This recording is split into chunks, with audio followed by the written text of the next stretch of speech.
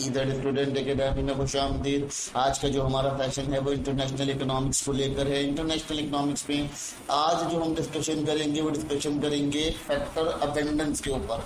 Last time हमने factor intensive की बात की थी, फैक्टर इंटेंसिव यही था, उसी का थोड़ा सा चेंज नेम है फैक्टर अबेंडेंस। और उसको समझना इसलिए भी इम्पोर्टेंट है क्योंकि अबेंडेंस ये होता है कि आपके पास इजाफी फैक्टर होना, ठीक है।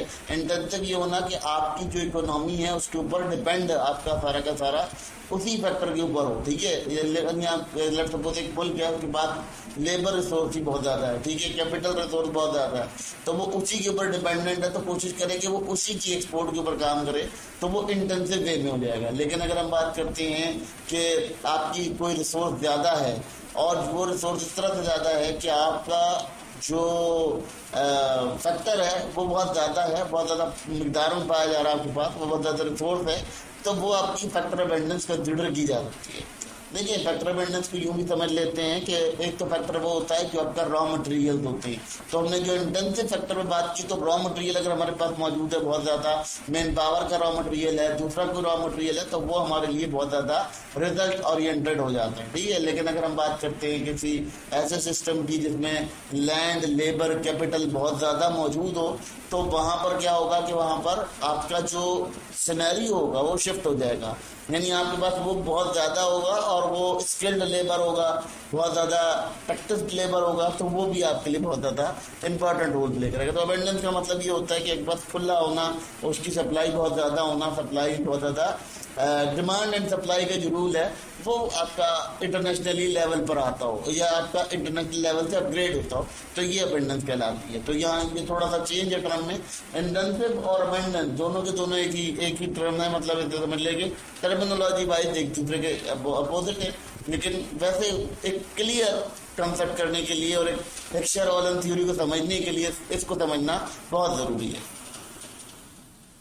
अब यहाँ बात करते हैं इसकी डेफिनेशन के ऊपर कि प्रॉपर डेफिनेशन कैसी होती है। देखें, आपके पास कोई भी रिसोर्स मौजूद हो जो कि इजाफी मौजूद हो, ठीक है, तो वो अबेंडेंस कहलाती है, ठीक है।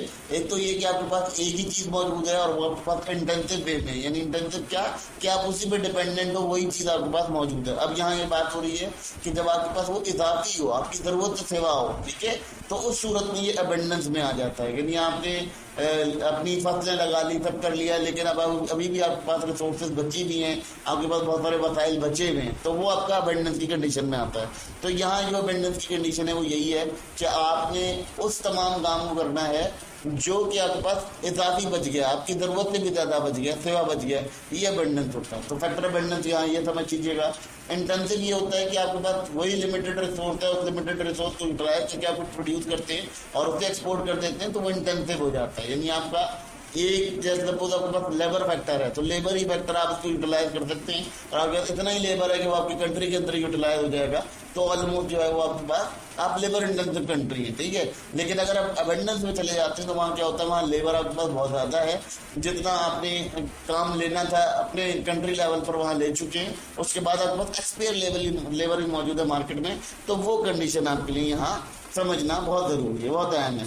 तो यहाँ यही समझिएगा कि अबेंडेंस का मतलब ये होता है कि कोई भी एक्स्ट्रा सप्लाई हो या आपके इस्तेमाल से ज़्यादा सेवा हो, तो वो आपका अबेंडेंस कहलाता है। तो अगर आपके पास लेबर इंटेंसिव कंट्री हैं, अगर आप कैपिटल इंटेंसिव कंट्री हैं, आपके पास इतना कैपिटल है कि आप दूसरे किसी कंट्री में अपना पार्टिसिपेट कर सकते हैं, तो आप इंटरनेशनल इकोनॉमिक्स को बैलेंस कर सकते हैं और इंटरनेशनल इकोनॉमिक के फॉरम के ऊपर भी बैलेंस ही शो कर सकते हैं।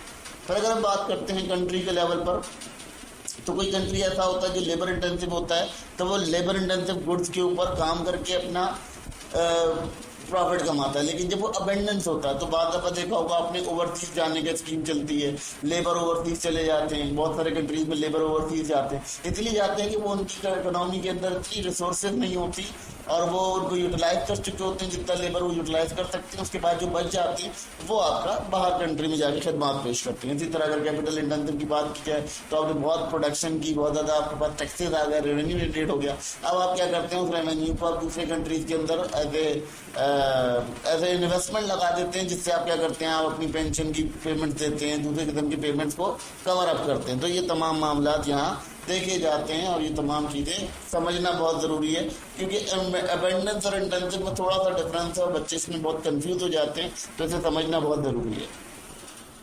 अब यहाँ एक बड़ी इंपॉर्टेंट चीज़ समझ लीजिएगा कि अगर एग्जाम्पल के तौर पे समझाता हूँ, एग्जाम्पल इसलिए समझा रहा हूँ क्योंकि ये बहुत इंपॉर्टेंट सी टर्म है, इंटेंसिव से थोड़ा सा इसमें डिफरेंस आता है। अगर पाकिस्तान जो है वो लेबर इंटेंसिव कंट्री है, तो वो क्या करता है, उसकी जो वर्क फोर्स है वो तमाम शोबों को कवर कर लेती है, ठीक है। अब उसके बाद एक्सपेयर रिसोर्स बच जाती है। अब वो जो एक्सपेयर रिसोर्स बच गई है वो हमारी अबेंडेंस में काउंट होगी, यानी हम उसको क्या करेंगे, हम उसको बाहर मुल्क कहीं भेज देंगे, कहीं और काम करने के लिए भेज देंगे। जो हमारे इस्तेमाल से एक्स्ट्रा बच जाती है वो कंडीशन आपका अबेंडेंस कहलाती है, फैक्टर अबेंडेंस, ठीक है।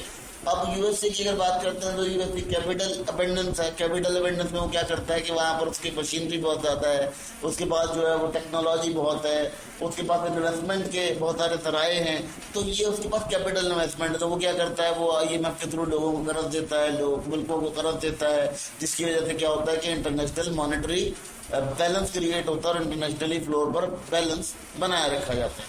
तो ये तमाम चीज़ें जो है यहाँ समझना बहुत इंपॉर्टेंट है आपके लिए, क्योंकि देखें इंटेंसिव और अबेंडेंस ये दो टर्म्स हैं जो एक दूसरे से बहुत ज़्यादा मिलती जुलती हैं। इंटेंसिव का मतलब ये होता है कि आपने महारत रखी होती है, एक ही चीज़ में आपकी महारत होती है, लेकिन जहाँ जो बात कर रहे हैं यहाँ ये कर रहे हैं कि आपकी ज़रूरत से ज़्यादा चीज़ें आपके पास मौजूद हों, तो वो आपकी अबेंडेंस कहलाती है, ठीक है। और इंटेंसिव क्या कहलाता है कि जब आपने महारत किस चीज़ में रखी, कोई खास चीज़ में महारत रखी थी, तो वो आपकी महारत कंसिडर की जाती है। तो ये भी एक बड़ा इंपॉर्टेंट रूल है और बहुत इंपॉर्टेंट कंडीशन है जिसको देखा जाता है और उसको किया भी जा सकता है। तो ये तमाम चीज़ें यहाँ समझना बहुत इंपॉर्टेंट है, क्योंकि बीइंग ए इकोनॉमिस्ट आपको ये तमाम चीज़ें एनालाइज करनी होती हैं, और जब आप किसी इंटरनेशनल लेवल पे या फॉरेन लेवल के ऊपर जाते हैं तो वहाँ आपकी चीज़ें बड़ा काम करती हैं और आपके बड़े डाउट्स क्लियर होते हैं वहाँ पर जाकर।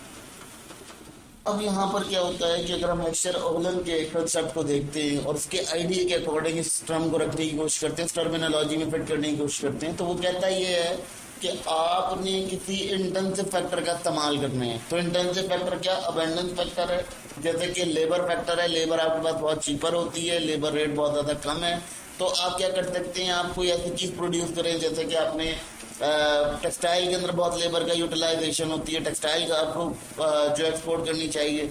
इसके अलावा आपको जो है वो करना चाहिए एग्रीकल्चर, ठीक है, एग्रीकल्चर के अलावा आपको गारमेंट्स करनी चाहिए। तो ये तमाम जो एग्जांपल हैं, ये एग्जांपल दिए जाते हैं कि इससे आप जो है वो लेबर इंटेंसिव वे में अपना जो इकोनॉमी उसे एक्सपेंड कर सकते हैं, ठीक है, और इससे आप अपनी एक्सपोर्ट बढ़ा सकते हैं, ठीक है। लेकिन अगर हम बात करते हैं अमेरिका की, US की, तो वहाँ क्या है, वहाँ कैपिटल इंटेंसिव गुड्स का बड़ा रुझान है, जैसे कि एयरक्राफ्ट हो गया, कंप्यूटर्स हो गए, वहाँ की हैवी मशीनरी हो गई, वो तमाम चीज़ें भी एक अपना कलेक्टिव रोल प्ले करती हैं। तो उस सूरत में उन्हें क्या करना चाहिए, उन्हें एयरक्राफ्ट डालने चाहिए, एयरक्राफ्ट के ऊपर काम करना चाहिए, एयरक्राफ्ट को फॉरवर्ड करना चाहिए। एयरक्राफ्ट जब फॉरवर्ड होगा तो आपके लिए ऑलमोस्ट मामला अच्छे बनेंगे और आपके लिए बहुत ज़्यादा रिजल्ट ओरिएंटेड गुड्स क्रिएट की जा सकेंगी। फिर वो कहता है हैवी मशीनरीज, कंप्यूटर भेजने चाहिए उसे, कंप्यूटर बहुत अच्छे बनाता है। फिर मैंने वही बताया आपको कि मॉनेटरी फंड जो है वो लोगों में डिस्ट्रीब्यूट करता है वो, क्योंकि उसके पास बहुत ज़्यादा इन्वेस्टमेंट है, लोगों की तरफ इन्वेस्टमेंट बहुत ज़्यादा करते हैं,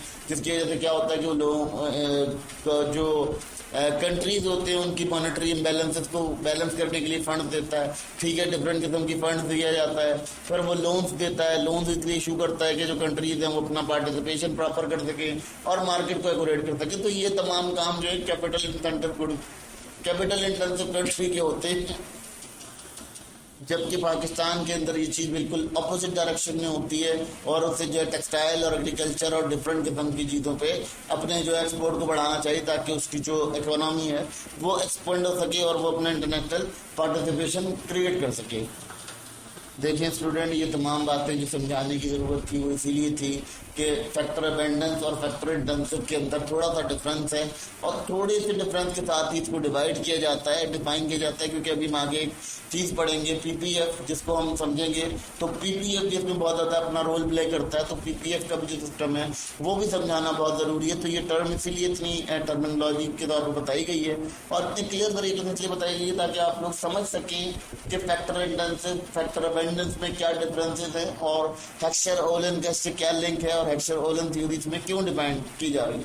बेसिकली जो हमने लास्ट टाइम थ्योरी को डिस्कस किया था उसी थ्योरी के ऊपर ये तमाम का डिस्कशन चल रही है। हेक्सर ओलन की जो थ्योरी है उसको डिस्कस किया था। अच्छा, उसके ये इंपॉर्टेंट पार्टिसिपेशन हैं जिसको यहाँ हाईलाइट किया जा रहा है। इसके बाद अगर हम बात करेंगे तो एक पीपीएफ आएगा जहां पर हम तीनों टर्म्स को डिस्कस करेंगे। एक और टर्म नहीं है, उसको भी हम डिस्कस करेंगे फर्दर।